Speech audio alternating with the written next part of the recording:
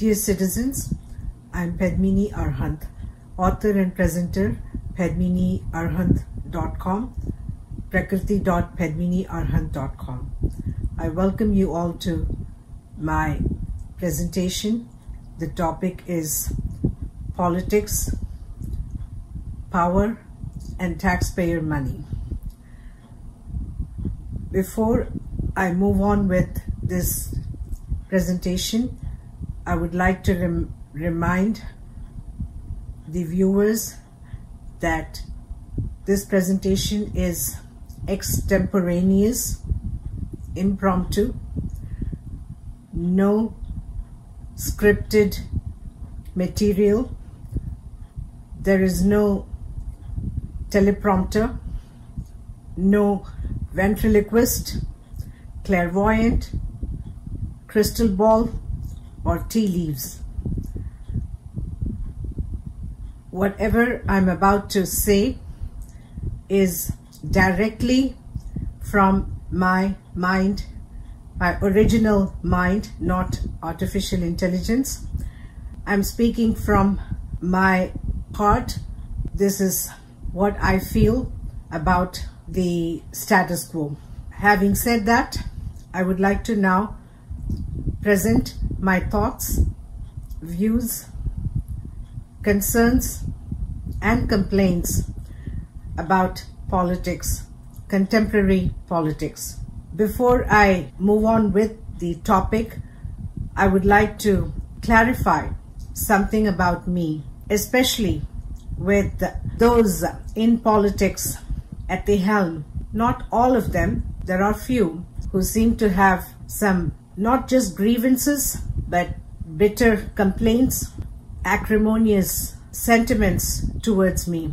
As I have mentioned earlier, I do not represent any political party, organization, institution, religious, non-profit organizations, none of that whatsoever. The one whom I represent is the Almighty, to whom I am solely and exclusively committed in this divine mission. Nonetheless, the members in politics, especially those who seem to have problems with constructive criticism or rather analysis of their public policy decisions, plans and programs that seem to impact vast majority of population in their domain, or for that matter worldwide, when that is being brought to public attention, these members in politics do not appreciate. As a matter of fact, they do everything in their power to obstruct, prohibit, and forbid the publication, presentation of facts and perspectives on issues concerning people and humanity at large. There might be those who might be able to do that, considering that their terms with such members are designed or they have some kind of mutual agreement. Whatever I am saying, it's just to contradict me. They would allow someone within their group or league to do something that they prohibit, they restrict me from coming forward with, and I have had problems on numerous occasions. This is just presenting facts on public information has been a big problem with these members, for they have done everything that they could possibly do to prevent the publication of visual content, as well as the articles that I continue to write in my websites. So much so that these members in politics, though they are based overseas as foreign leadership, supposedly representing the world's largest democracy, they have unnecessarily intervened in influencing the medium or the platform, the social media platform that is meant to be for public access without any discrimination, even though that seems to be a misnomer considering the cancel culture that we have experienced during the pandemic and thereafter. So the social media that is supposed to be, especially when it is established for public service and it is meant to be for public use, it is not necessarily made available to public without discrimination. This is largely due to politics interference. That is what I'm going to discuss about politics' role in general, how interventional politics is today, the dynamics of politics that is supposed to be limited only to governance and accountability on taxpayer money, both of which are visibly and miserably missing in action. To the contrary, what we witness and personally I have experienced is politics meddling in people's lives intensely. And that is not what the electoral mandate is supposed to be. So that is the bone of contention among many other issues for me, which I will lay out right now in this presentation. Before I move forward with what I just presented as synopsis, I would like to clarify something that the members in politics, obviously not satisfied or rather upset and even disturbed with any factual presentation. There is this trend in politics to settle scores, the political vendetta, whatever is the reason, the option that seems to be the preferred action for them is to seek revenge. This vindictiveness, political hostility, acrimony, which seems to be the norm. And that is really unfortunate, especially for those who seem to talk about etiquettes, culture, behavior, and so on. Some members in politics, like as I've said just now, who have taken up the issue on any factual presentation on their public policies, they have gone well and beyond their position, or rather abusing the position of power and authority, have been involved in certain activities that do not bode well for the highest office they claim to represent. What I'm going to say right now is, on a personal note, there has been a rumor spread about me among many, of course. One of them is that I happened to steal something from a hotel or Airbnb, something like that. And that has been propagated to anyone and everyone and whomever they can come in contact with. Needless to say, anything of this sort is a spark. When the spark is ignited, then one can imagine the outcome. The Chinese proverb, whoever happened to say something to someone and then that gets exaggerated, it gets back to the source, the person who actually said this secret, the information, much to that source's bewilderment that it has been so grossly exaggerated that it just basically loses its credibility. That is how this issue is. I would like to clarify this once and for all. First of all, I did not steal anything from anywhere. On the contrary, my contributions, which I hardly talk about in terms of charitable contributions, or for that matter, it's going to be the 16th year of my free service, who many members, especially those who have been spreading wild rumors about me, have profiteered, capitalized, and benefited enormously at my expense. So my free service for 15 years without being paid a dime, which would be very hard for these people to do even for, say, half hour. I know how much they go about charging for their speeches and whatnot wherever they go. Everything they do and say is all monetized. and yet here they are in the forefront trying to spread whatever that comes to their mind about me. So that is what I wanted to clarify. This is regarding an incident in 2019 when I went to the Himalayas, Mount Everest, Mount Kailash on pilgrimage. In the course, I happened to stay in different locations as per the tour operation. The tour company had made arrangements for the pilgrims to stay in different locations per their choice and sources of contact. In that pilgrimage, after having reached the mountaintop and had the extraordinary privilege and bliss what was achieved at that point in time in my life, personally speaking, on my way back, the facility that was arranged by the tour operator, one of the hotels, prior to arrival at the hotel, the guide, the Sherpa, had organized for us pilgrims to stop by at different locations. Basically, he was trying to get the pilgrims, or rather tourists, to buy something from the locals, the retailers. It is very hard for them to survive, especially with China's occupation of Tibet. Mount Kailash is very much in Beijing's control and authority.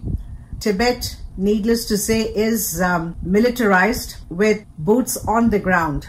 Retailers and the local Tibetans are really struggling, and they have very hard time surviving the most difficult and treacherous conditions, not only in terms of their habitat, considering that they are about 11 to 14,000 feet above sea level. I'm talking about the location where these people were that I happened to meet. On top of it, China's occupation of Tibet, where people do not have any liberty or freedom to speak with the tourist about any of their economic or political situation whatsoever, especially on Beijing authorities' radar. That is pretty widespread, and with the watchful eyes of People's Liberation Army watching carefully on every movement and activities of anyone, especially tourists arriving, whether as pilgrims or business or whatever it might be. Anyways, that is the situation. When the tour guide stopped by at some of the locations, there were some street vendors who barely had anything in terms of their goods, but whatever they could gather and provide for the tourist in terms of souvenirs, they had some. But when I spotted this mother, she belonged to a Tibetan tribe. She belonged to that community. She did not speak any language except Tibetan, and that is also forbidden. Beijing has a strict enforcement on Tibetans speaking in any language other than Mandarin, which she did not speak anyways. However, there was communication in terms of what one would say that human communication, regardless of language, could be understood. If one can understand another human's misery and plight, that does not require any language. That only requires emotional understanding and interaction. When I saw this mother with two young children, one of them was a boy, barely 5 or 6 years old, and there was another little girl, again under 10. She would have been about 8 or 9.